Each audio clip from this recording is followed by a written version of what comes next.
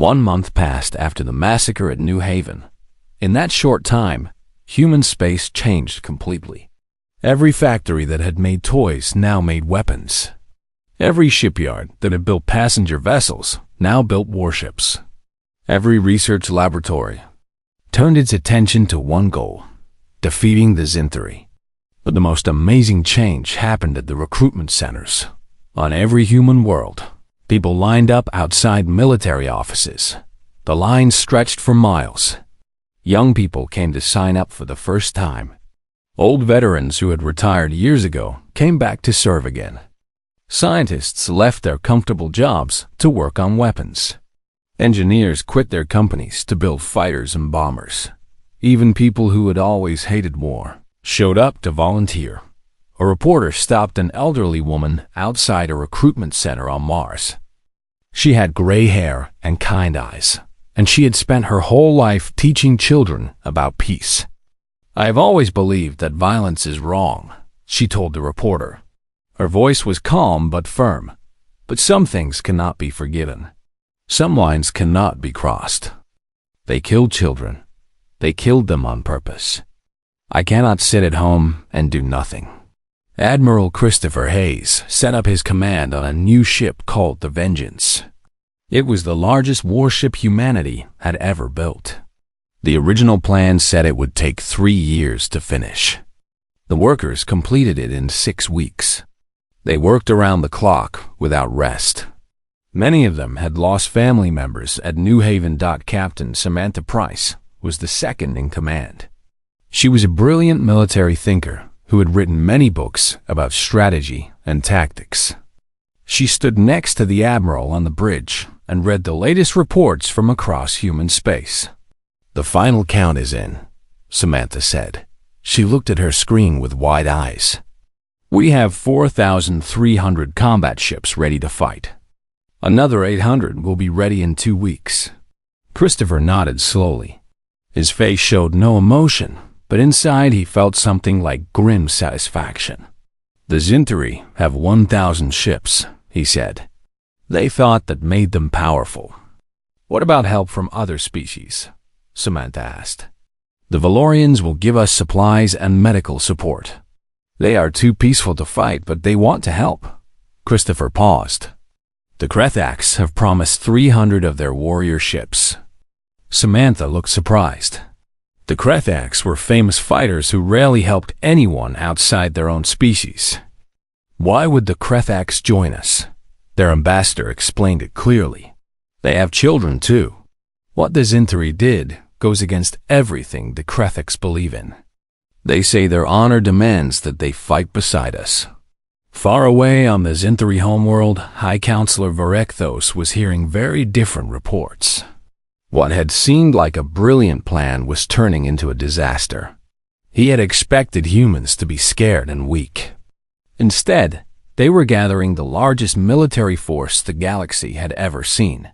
4,000 ships? Varekthos shouted at his advisors. "That is impossible. Our spies told us they had less than 2,000. Admiral Krathlon, his top military commander, stood stiffly at attention. His scales had turned pale with fear. "Our spies were wrong, High Counselor. The humans had hidden fleets that nobody knew about, and they are building new ships every single day. Their factories never stop. Their workers never rest." "Then we must attack now," Varekthos demanded. "We must strike before they are ready." "It is already too late for that." Krathlon's voice was barely a whisper. "The human fleet started moving 3 days ago. They have already blocked all the space routes to our border systems. We cannot attack them. We can only wait for them to attack us." For the first time in many years, Varekthos felt real fear, but he was too proud to show it in front of his officers. "Then we will meet them in battle. The Zinthri do not run away." What he did not tell anyone was that he had already asked other council species for help. He had sent messages to the Valorians, the Mordani, and a dozen other races. Every single one had refused. Several had cut all ties with the Dominion completely. The Zinthri were alone. No one in the galaxy would help them dot back on Nexus Prime. A new human ambassador arrived to replace Nathan Cole. Her name was Patricia Moore, and she was very different from Nathan. She did not pretend to be diplomatic. She did not use polite words. She spoke the truth directly, no matter how harsh it sounded. The United Earth government wants to make something clear, Patricia announced to the full council. We are not asking for your help in this war. We are not asking for your permission. We are simply telling you what is going to happen. And what exactly is going to happen? Councillor Maravex asked carefully. The Zinthri Dominion will cease to exist.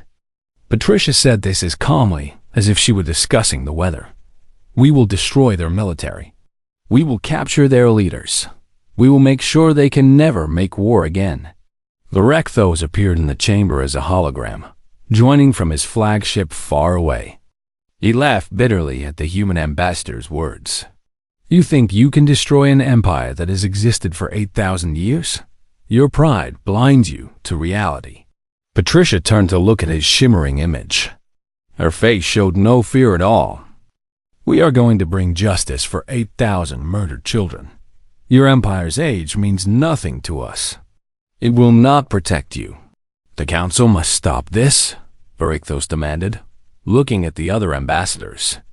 This is against galactic law. Humanity cannot be allowed to destroy another species. Councillor Maravex looked at her colleagues. Then she spoke for all of them. The Valorian position is clear. What the Zinthri did at New Haven was a crime of the worst kind. We will not help you. One by one, every other species said the same thing. None of them would lift a finger to save the Zinthri. The Krethax ambassador went even further. The Krethax honor code says we must seek blood vengeance for such evil acts. We will not stop the humans. We will fight beside them. Varichthos shook with anger. His hologram flickered as his emotions broke through. You are all cowards, he snarled. When humanity turns against you someday, you will remember this moment. You will wish you had stopped them. Patricia smiled coldly. It was not a pleasant smile. The difference between humans and Zinthri is simple. We do not attack children. The galaxy knows this.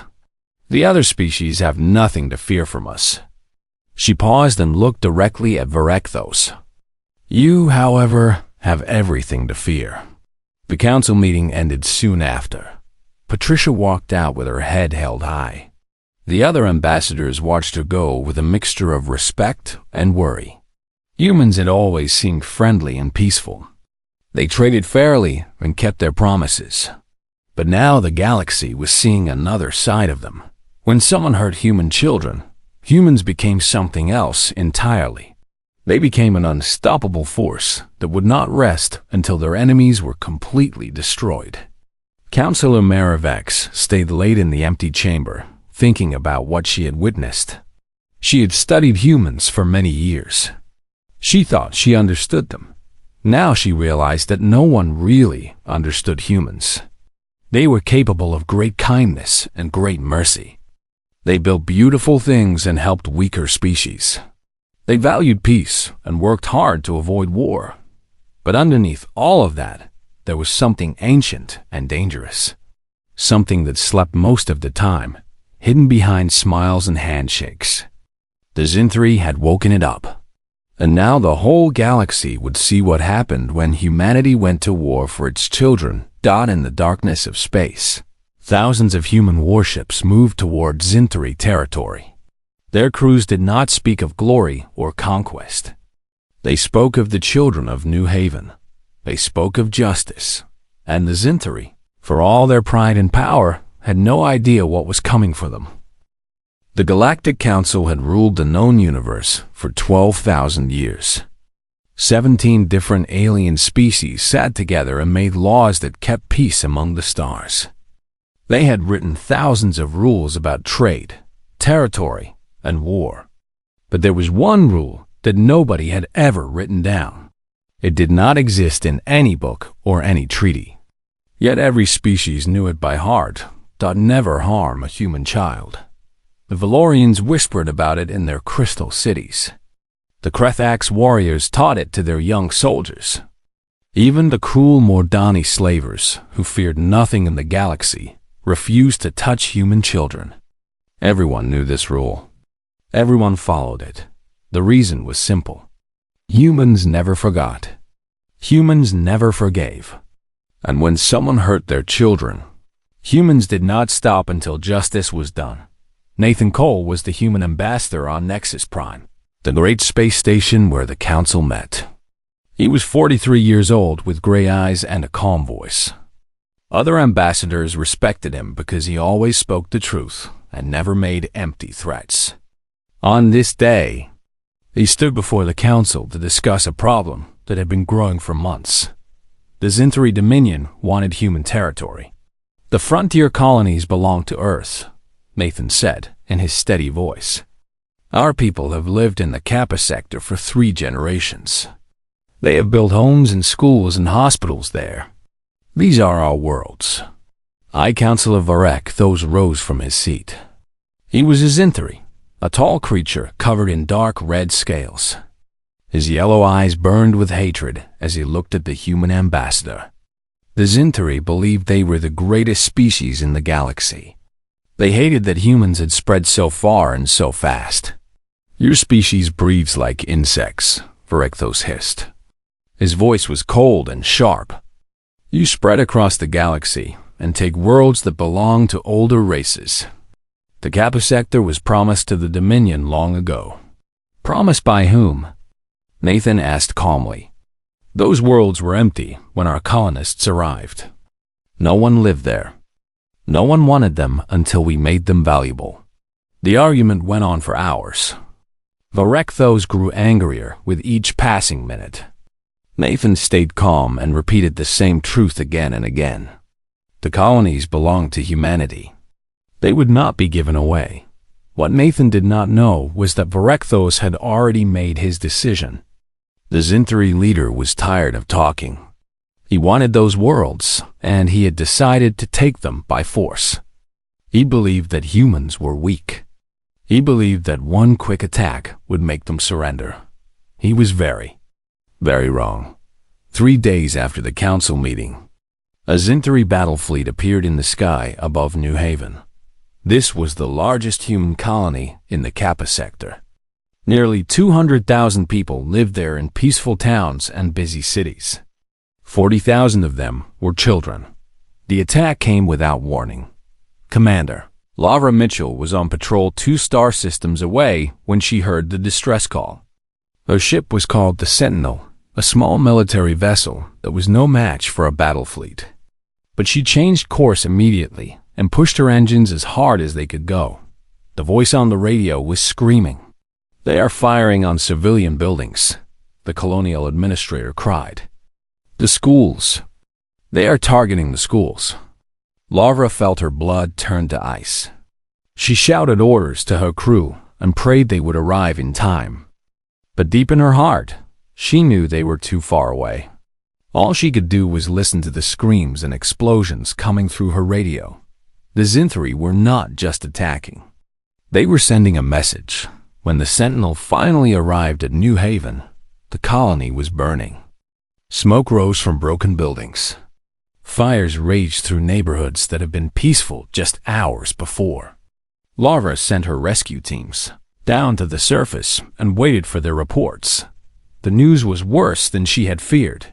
3 elementary schools had been destroyed. 2 hospitals lay in ruins. A children's recreation center had been completely flattened. The Zintari had not attacked military targets. They had attacked places where children gathered. 8,000 children died that day. The news spread across human space like wildfire. On Earth, on Mars, on every colony world, people stopped what they were doing and stared at their screens. Parents grabbed their children and held them tight. Old soldiers who had seen terrible things in their lives sat down and wept like babies. For one long moment, humanity was silent. Then the silence ended, and something ancient woke up inside the human race. It was something that had slept for generations, hidden beneath layers of civilization and progress. It was the deepest instinct that humans possessed, older than language, older than fire. Protect the children. Destroy anyone who hurts them. Admiral Christopher Hayes received his orders from the United Earth government. His hands were shaking as he read them, but his face showed no emotion. He was a man of 60 years who had spent his whole life in the military. He had seen many battles and lost many friends, but he had never felt anything like the cold fury that now filled his chest. All fleet commanders, he broadcast across every military channel. This is Admiral Hayes. Recall all vessels. Every ship, every fighter, every armed transport. We are going to war. On Nexus Prime, the other alien species watched what was happening with growing fear. They had seen humans fight before in small conflicts and border disputes. But this was different. This was something terrible coming to life. Ambassador Nathan Cole requested an emergency meeting with the council. When he walked into the chamber, everyone noticed the change in him. His calm diplomat's mask was gone. In its place was something that made even the bravest warriors feel afraid. "You were warned," Nathan said quietly. His voice was soft, but it carried to every corner of the great room. Every species in this council knows the rule. You all know why it exists. Councilor Marivex of the Valorians tried to calm him. The Zinthri acted on their own. The council did not approve their attack. The council did nothing to stop it, Nathan replied. For months, Varekthos talked about driving humans from the Kappa sector. Everyone heard him. And this body did nothing. Varekthos stood up with a mocking smile on his face. "You think we fear your anger, human? The Dominion has 1,000 warships. Your emotional outburst will accomplish nothing." Nathan turned to face the Zinthri leader. What he said next would be remembered forever. 1,000 ships, he repeated slowly. You have 1,000 ships. Would you like to know how many we have? He did not wait for an answer. Humans number 32 billion across 400 worlds. We have been building ships since before your grandfather was born. We have shipyards on 17 planets working day and night. We have weapons so terrible that we locked them away and swore never to use them. Nathan stepped closer to Varekthos. The Zinthri leader tried to hold his ground, but something in the human's eyes made him want to step back. You killed 8,000 of our children. You attacked schools. You bombed hospitals. You murdered babies in their beds. Nathan's voice dropped to a whisper that was somehow more frightening than any shout. We are coming for you. Not just your military. Not just your government. We are coming for everything you have built. And when we are finished, the galaxy will remember for 10,000 years why you never, ever harm a human child. Nathan turned and walked out of the chamber. Behind him, the council sat in stunned silence. Some of them had lived for centuries. They had seen empires rise and fall. But none of them had ever seen anything like the look in that human's eyes. The Zinthri had made a terrible mistake, and they were about to pay for it. The human fleet came out of hyperspace at the edge of Zinthri territory. 4,000 warships appeared in perfect formation, spreading across thousands of kilometers of empty space.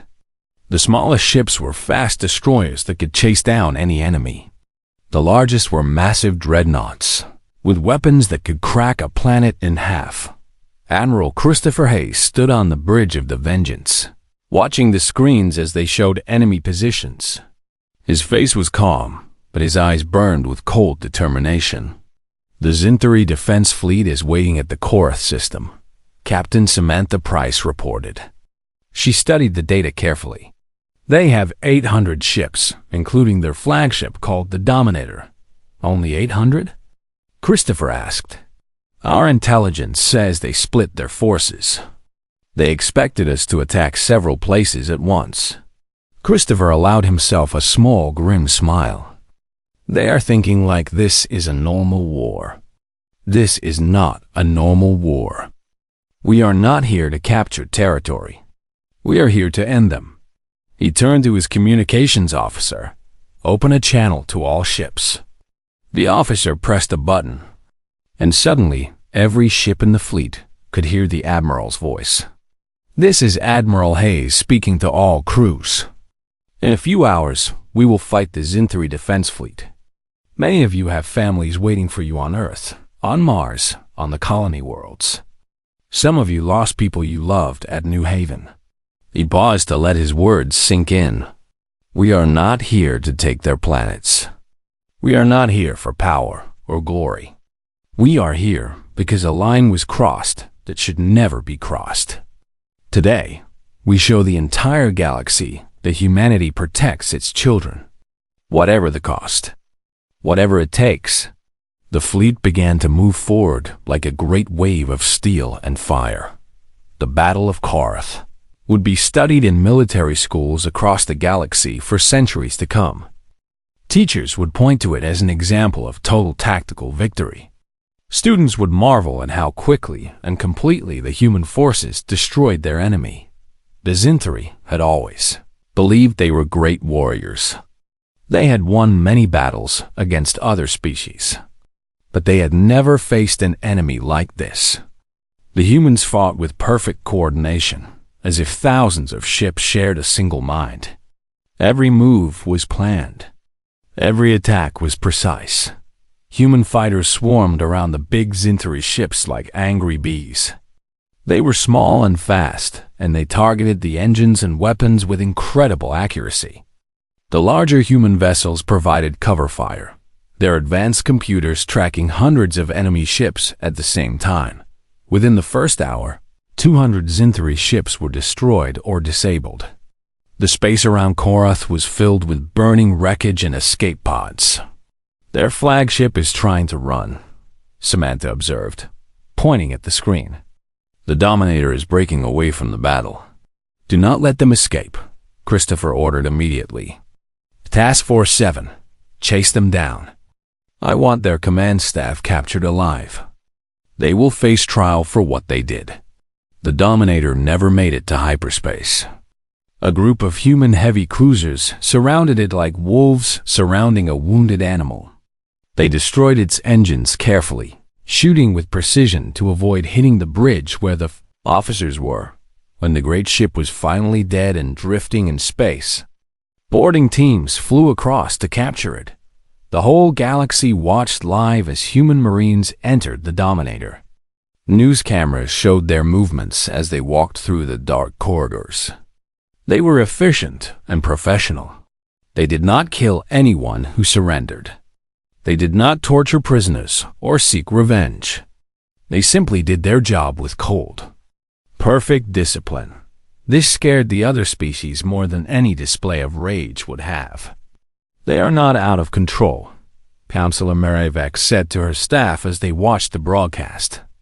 They are not blinded by anger. They are completely, terrifyingly focused. They know exactly what they are doing. High Counselor Varek, those was among those captured on the Dominator.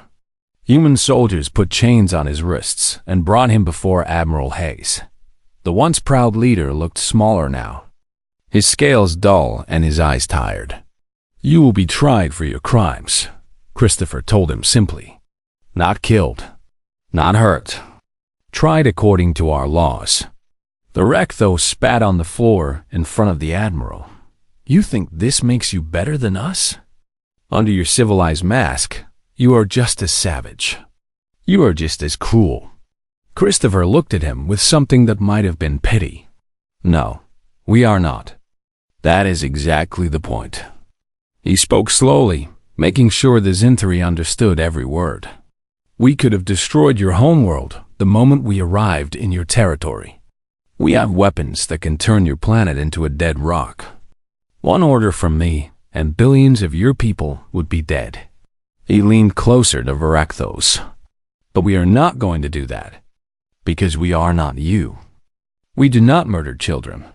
We do not bomb schools. We fight soldiers, not families. Varectho said nothing. For the first time since his capture, he had no mocking reply. The battle continued for 3 more days as human forces hunted down every Zinthari ship that tried to escape. Some enemy vessels surrendered. Others fought to the death. But the result was never in doubt. By the end of the 3rd day, the Zinthari defense fleet no longer existed. Admiral Hayes held a meeting with his senior officers to plan the next phase. "We move on their inner systems next," he announced.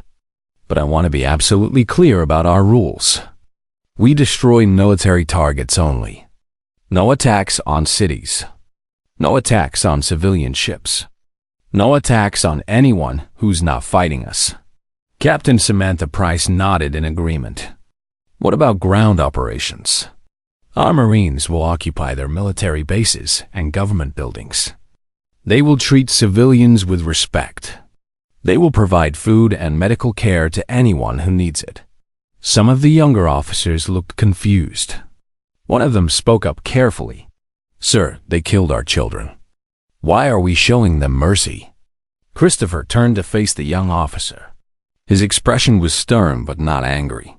"Because that is what makes us different from them.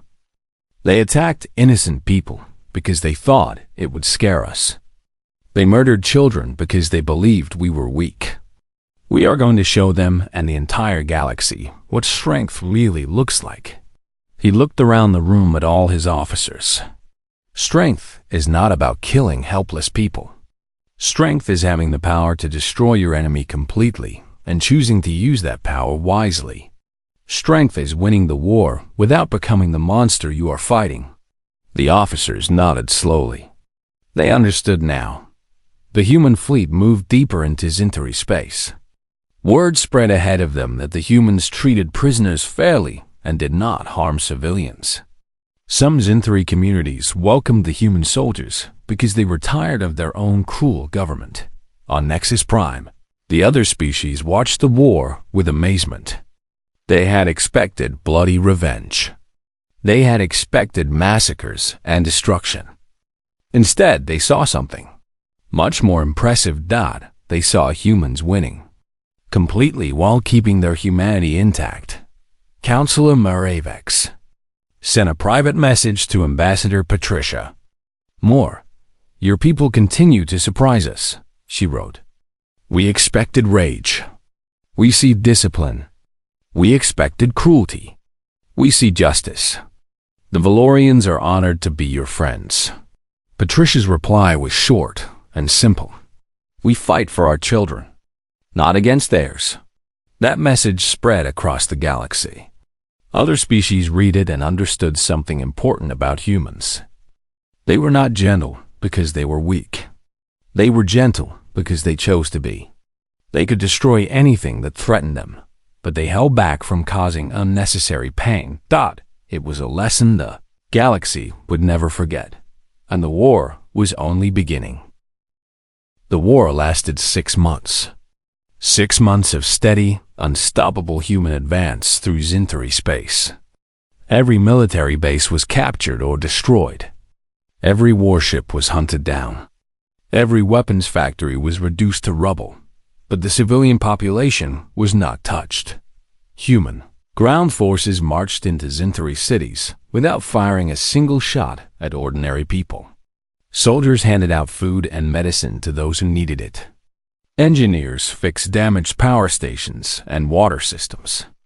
Doctors treated sick children and elderly people who had been ignored by their own government.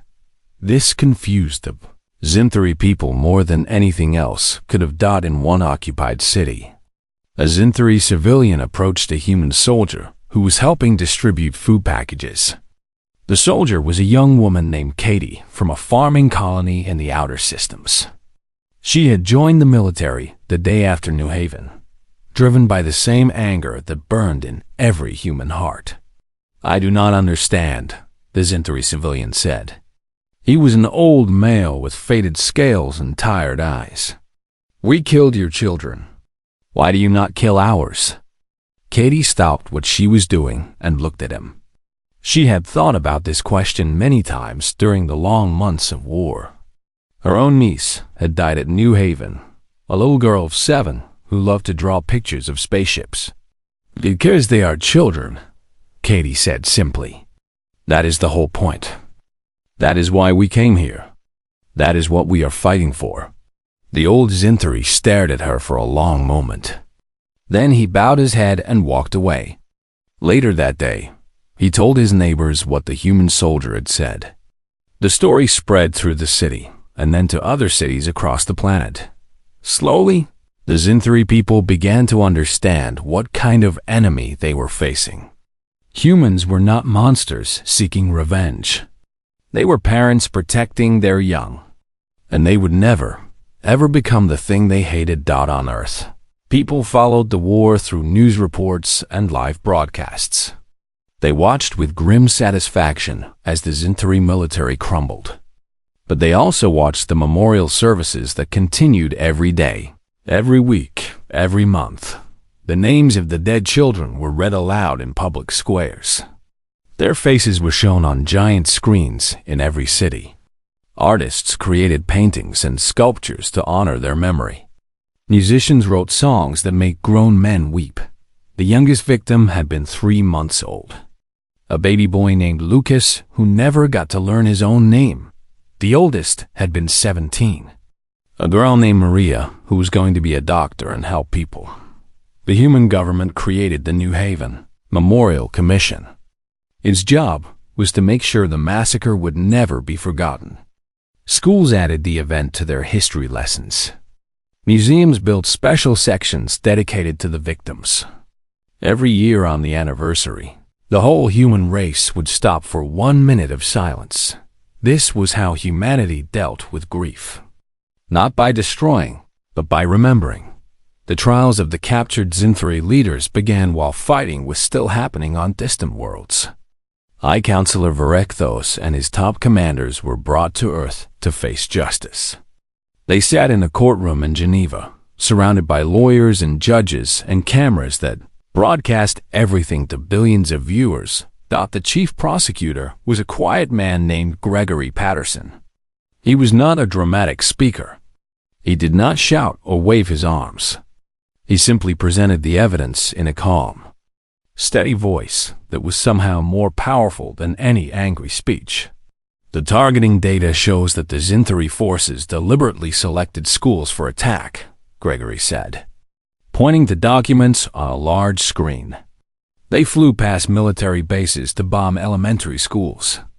They ignored defense platforms to destroy hospitals. This was not an accident. This was not a mistake. This was murder. He showed communications between Zinthari officers discussing their plans.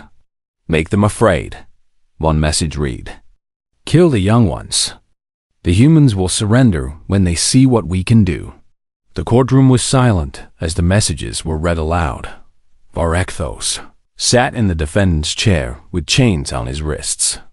He had maintained his proud attitude throughout the trial, insisting that he had done nothing wrong. "We were at war," he argued when it was his turn to speak. "People die in wars. This is how it has always been." Gregory Patterson responded with devastating calm. "The evidence proves that your forces deliberately targeted children. They had orders to attack schools and hospitals first. This was not warfare. This was slaughter." He walked to the center of the courtroom and faced the gallery of watchers. "I have prepared a list of every victim. With the court's permission, I would like to read their names." Varekthos tried to object. "That is not necessary. The numbers are already in the record." "These were not numbers," Gregory replied quietly. "They were children, and the court will hear their names." It took 4 hours. 4 hours of names and ages and photographs. 4 hours of faces that would never grow up. 4 hours of dreams that would never come true. The prosecutor read each name clearly, paused to show each picture, and then moved on to the next stop. By the end, even the defense lawyers were wiping their eyes. Several of the judges had to take breaks to compose themselves.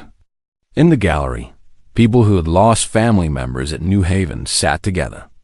holding hands and crying silently. And Varechthos finally broke. The proud High Counselor, who had mocked humans for their weakness, sat with his head down, staring at the floor. His scales had gone gray with stress. His claws trembled. For the first time, he truly understood what he had done. Not killed enemies. Killed children. 8,000 of them. Each one with a name and a face and a family who loved them. The verdict came after 3 days of deliberation. Guilty on all charges. The sentence was life in prison without any possibility of release. Varechthos and his commanders would spend the rest of their lives in a special facility. They would be required to learn about human history, human culture, and human children. They would watch documentaries about the victims of New Haven every single day. You wanted to understand why humans are different, the head judge told Varechthos at sentencing. Now you will have the rest of your life to learn. The trial was broadcast across the entire galaxy. Other species watched in fascination as humans demonstrated something remarkable.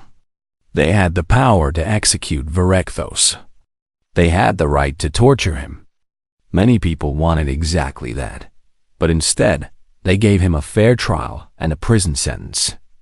They showed the universe that justice did not require cruelty, that strength did not require brutality. Counselor Marivex of the Valorians addressed her government after the trial ended. "We have studied humans for many centuries," she said. "We thought we knew them. Today, we learned something new. They are capable of more anger than any species we have ever seen. But they are also capable of more restraint. When they could have been monsters, they chose to remain civilized." She paused and looked out at her fellow Valorians. That choice is what makes them truly dangerous. They do not lose control. They make decisions. And their decisions are always focused on one goal: protecting their young. The war continued for another 2 months after the trial. Human forces methodically destroyed every remaining piece of the Zinthri military. They hunted down war criminals who had fled to remote planets. They dismantled weapons factories and shipyards. But through it all, they kept their promise. Not one Zinthri child was harmed. Not one civilian home was deliberately destroyed. Not one act of revenge was taken against innocent people. When the last Zinthri warship surrendered, the human fleet did not celebrate. There were no parties or parades. Instead, crews gathered in their ship chapels and common rooms to remember why they had fought. Admiral Christopher Hayes made a final broadcast to all his ships. "The war is over. We have won. But we did not win because we were stronger or more cruel than our enemy. We won because we were better. We won because we remembered why we were fighting." He took a deep breath. "We fought for the children of New Haven, all 8,000 of them. We fought so that no one would ever forget them. We fought so that no one would ever do this again." His voice grew soft. "Now we have to show the galaxy what comes next. We have to prove that humans do not just destroy. We build. We heal. We make things better." The rebuilding of the Zinthri Dominion was about to begin, and it would be even more surprising than the war itself. 1 year after the massacre at New Haven, the Zinthri Dominion no longer existed as an independent nation. Its military had been completely destroyed. Its leaders were in prison or dead. Its ability to wage war had been permanently eliminated, but humanity did not take over their territory. Instead, the human government created a special administration to help the Zinthri people build a new society. Thousands of teachers were sent to create new schools. Engineers arrived to rebuild damaged infrastructure. Doctors set up clinics in every major city. The galaxy watched in complete amazement as humanity poured resources into helping the species that had attacked them. Ambassador Patricia Moore held a press conference on Zinth Prime, the former capital of the Dominion. Behind her stood new buildings that human workers had constructed. Schools, hospitals, community centers, all built with human money and human labor.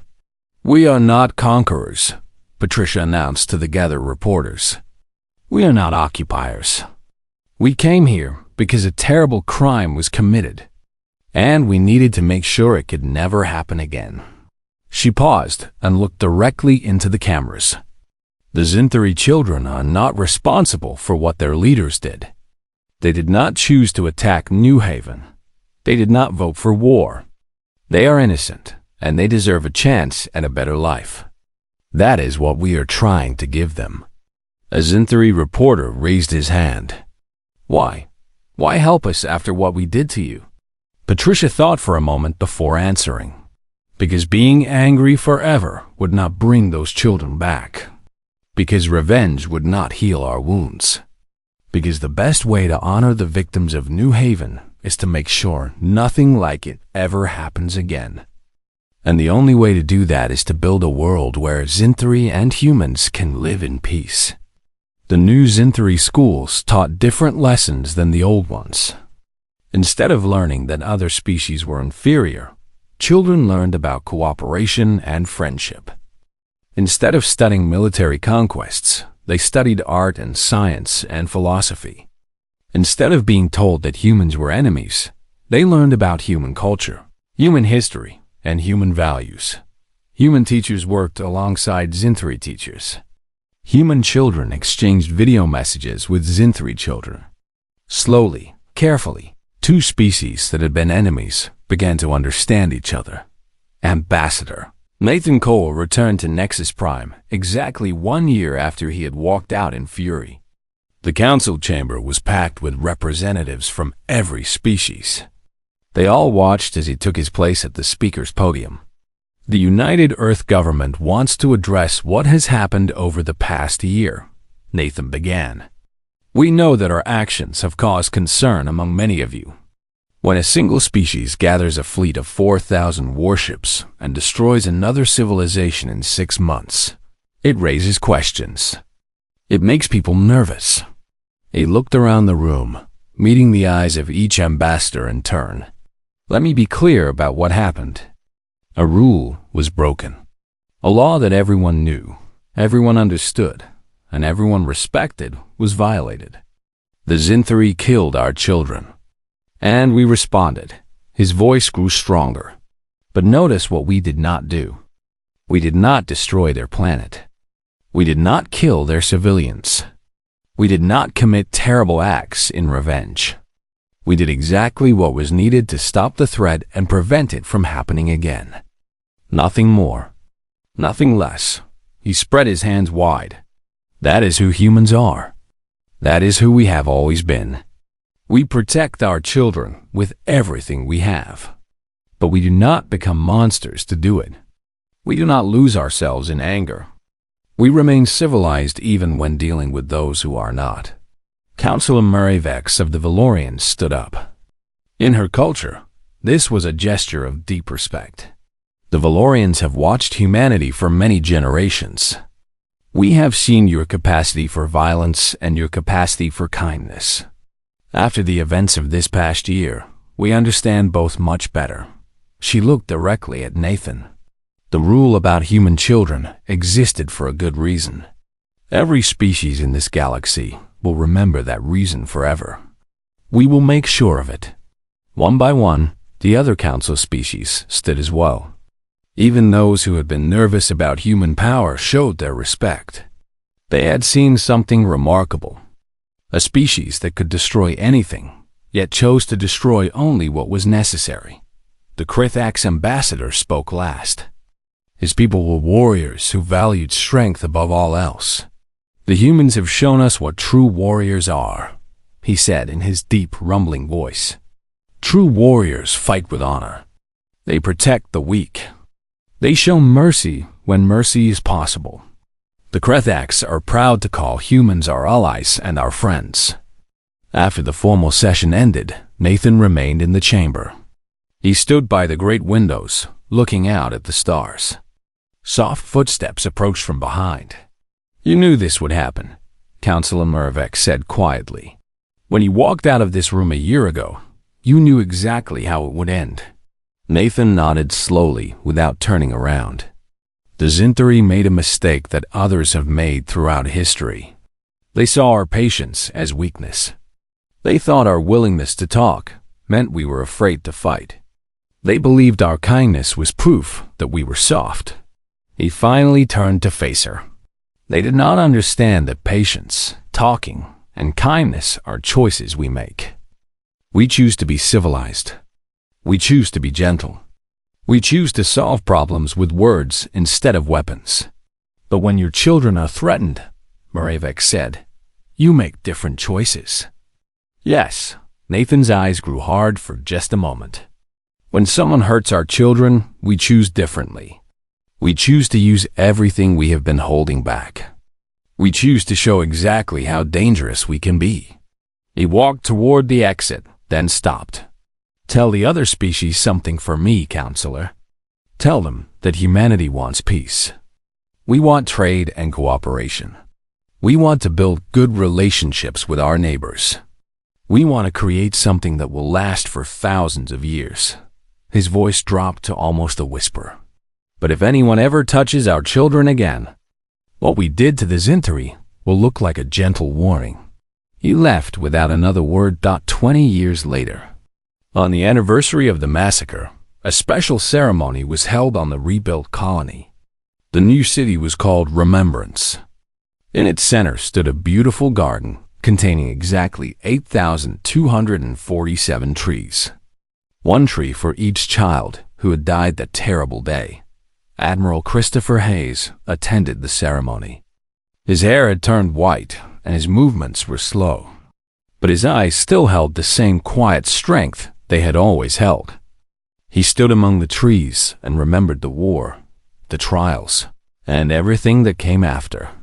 A young Zintari approached him carefully. The young one was barely 20 years old, born after the war had ended.